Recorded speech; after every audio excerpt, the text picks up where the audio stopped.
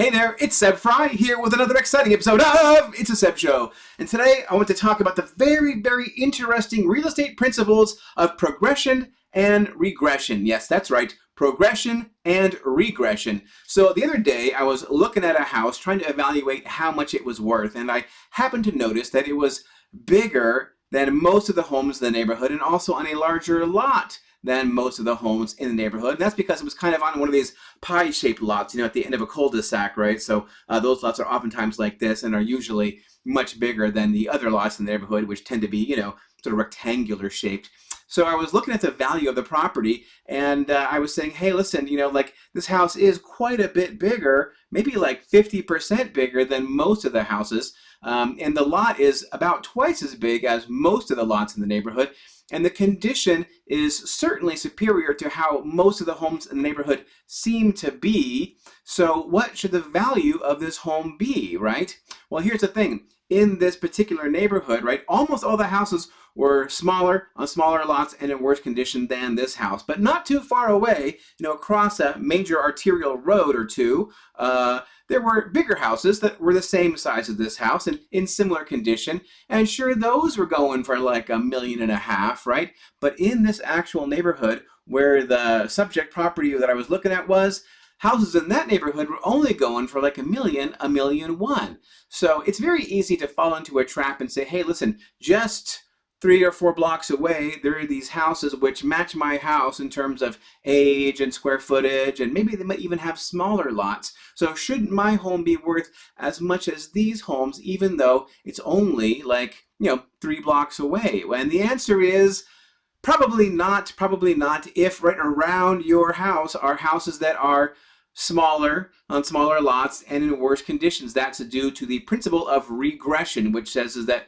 houses which are, generally speaking, lesser houses compared to yours are going to drag the value of your house down. Now, the same thing is true the opposite way. So, let's just say that all around you are really nice houses and you are trying to sell this smaller house, this less well-maintained house, maybe even on a smaller lot, right? Well, that house is going to be brought up in value by the other houses which are nearby, which are bigger, better maintained, and on bigger lots. Now, not all of those factors have to be true. Any one of those factors could be true. If you have houses which are predominantly in some way better than yours, your house's value is going to be bolstered just by having those better homes nearby, which is where you get the saying, which I'm sure you've heard it before, you always want to buy the worst house on the block, right? Because that leaves you a lot of room for improvement. You have a lot of upside potential to bring the value of your property up, or the property that you're looking at buying, if all the houses around it are worth considerably more money, because the neighborhood supports those kinds of valuations. Conversely, unfortunately, if you are going to sell a home and your home is much more expensive than all the other homes in the neighborhood, and by rights, I tell you, it should be worth more money because only 3 or 4 blocks away in a different subdivision of a similar age and same zip code and all that stuff, because these other homes are selling at, whatever price that is, your house, unfortunately, is not going to be selling at those prices, probably due to the principle of regression. And this is really important to consider when you're trying to figure out how much your home is worth, or why aren't you getting offers that you want to get on your home because you think that, hey, my house is, much better than all these other houses.